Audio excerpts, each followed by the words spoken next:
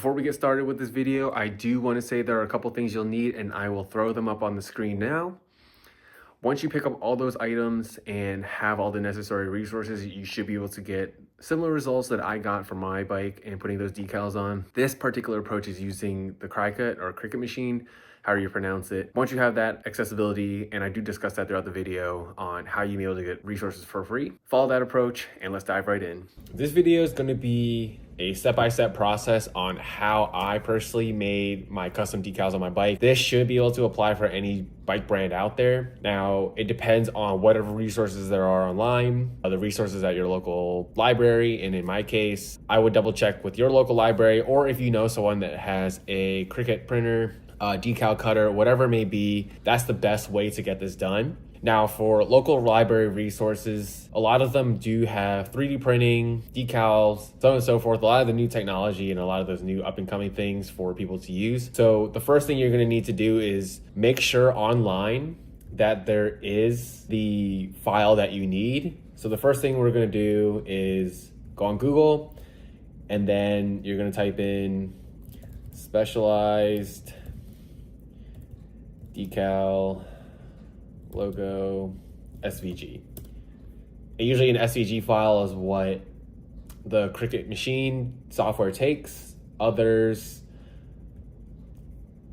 there may be similar. So in this case, we have this specialized logo. I see Trek, I see Cannondale, Bianchi, Pinarello, Canyon, so on and so forth.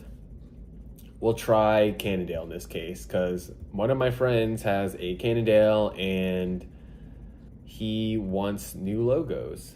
All right, so once you figured out what logo you want, and sometimes if you don't see it, like in this current case, we see an older version of Giant, you might just have to click another link.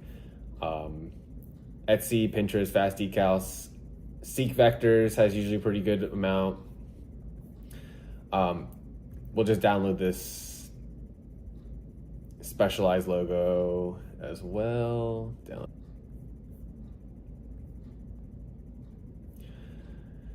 Logo vector, this one, visit.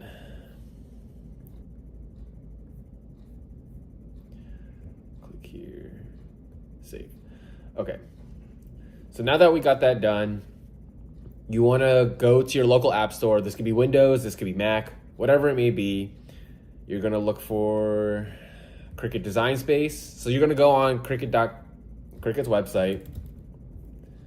We're gonna pull that up. Design Space. So design.cricut.com. Wait for it to load. And in this case, for Mac, and that's what I'm using, you'll download that, agree to the terms, create an account, and once you have it all set up, you'll have it right in front of you, just like this. Select sign in. Okay, once you're inside the Cricut Design Space, you can go to new project, and we're going to upload the images.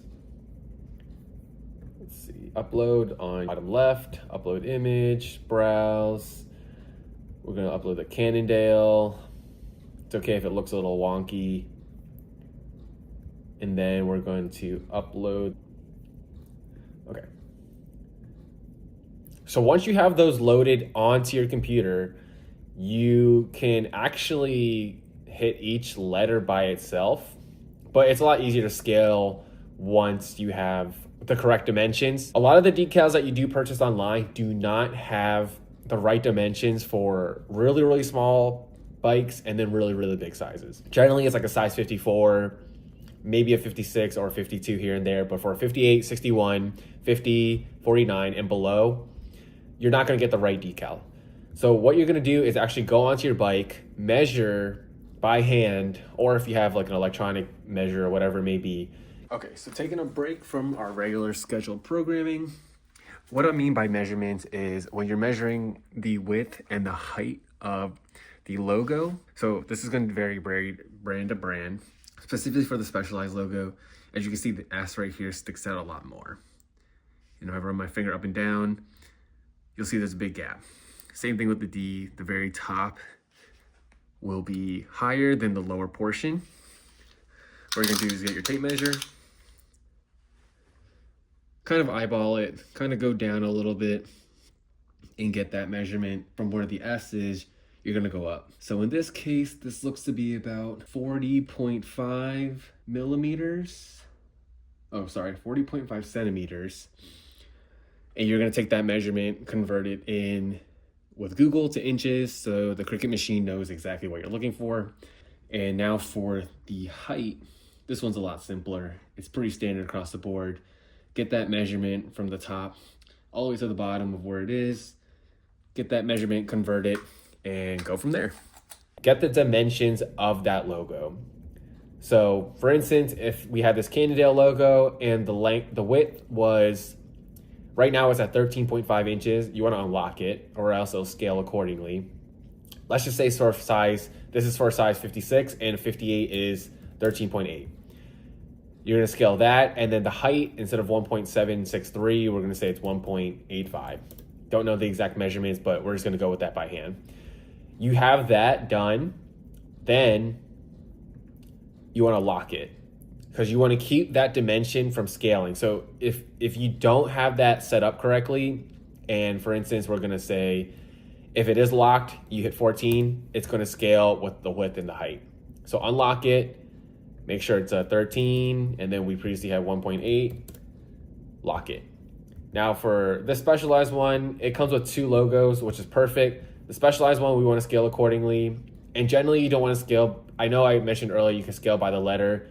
Generally you want to scale it as the whole lettering or the whole word itself, just so it at least stays concise. But luckily with the specialized one, we can split the specialized logo and then the special lettering and then the specialized logo separately, just because those 2 dimensions don't actually match. Now, once you have that done, you can change the color if you want on the operation on top here. If you have white decal or you want a white decal because you have black lettering, you can set it up this way. The material colors, whatever it may be.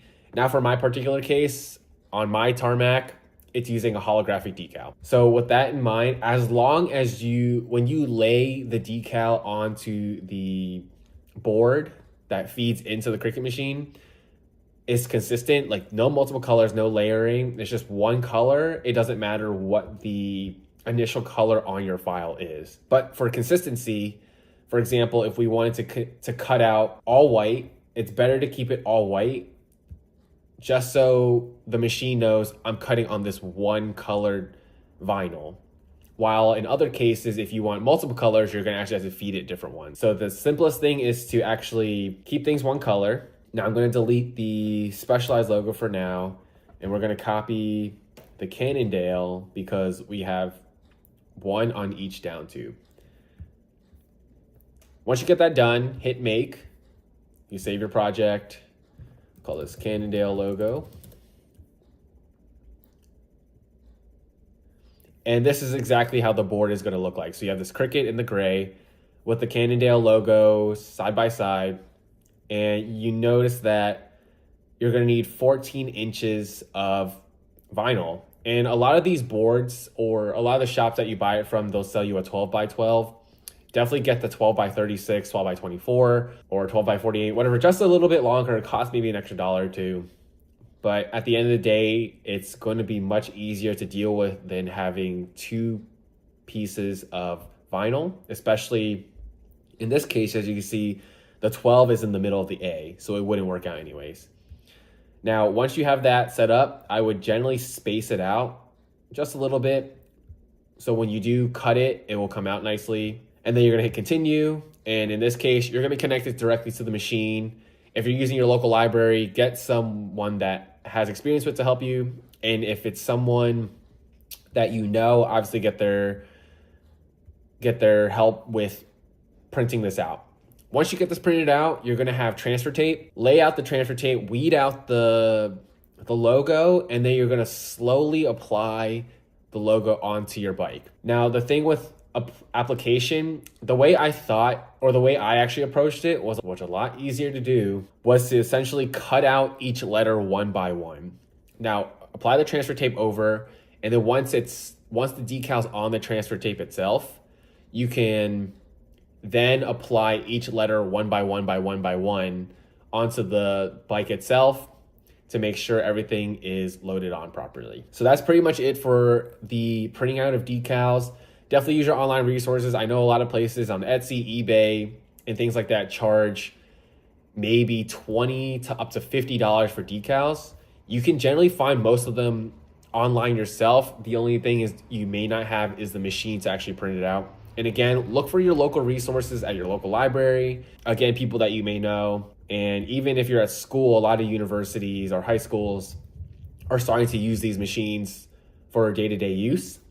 Definitely take advantage of those resources. If you want to scale accordingly to your bike size, you have that ability to do so, just because all those sellers online are catering to maybe 1 or 2 sizes. Those that do actually cater to a specific size usually cost a lot. So this is a more budget-friendly approach on getting the decals that you like. That's pretty much it. That's all you really have to do. When things get a little more complicated, I suggest going on YouTube and searching around for people that are really, really good at using these machines. They'll give you a lot better ideas. But from a generic and basic perspective of just changing a color, getting a new design onto your bike, this is what you need to do. And additionally, you can also just print out whatever decals you want, whether it be like a picture of a bicycle, any logos or sayings that you want to put onto your bike itself. You have the ability to do so here. Again, it's going to be one color unless you want to research into figure out how to do multiple.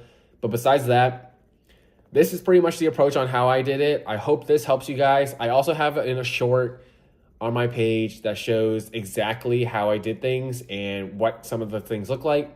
I will pull the transfer tape and show you guys exactly that on how I did it for my Specialized. Again, any questions from the basic approach, please let me know. This is all for my personal experience. I actually didn't even look on YouTube to figure this out. I kind of did a lot of research and just Googling around. Yeah, I hope this helps people get an idea on how to print out decals, how to apply it. Do pick out permanent vinyl when you are buying vinyl at the local Michael's craft store, whatever it may be. Just because that has a stronger adhesive, it stays on a lot longer. My initial print with regular vinyl actually fell off after just cleaning the bike with a microfiber towel. So permanent vinyl sticks on a lot longer, it lasts a little bit more. And again, with holographic decals or anything glossy, metallic finish, those are prone to scratching. Keep it in a more pristine condition. Choose a matte finish or a lighter color such as white, like a yellow, an orange. But if you want to go for a darker color, you might show things. That's just my recommendation. I hope this helps you guys figure out how to actually get a decal, print it out onto your bike, make it a new look. So make it a lot more unique to yourself. Other than that, thank you so much for taking the time watching this video. I hope this helped you guys out. And I hope you guys have more unique and cool colors for your bike. Thank you for tuning in.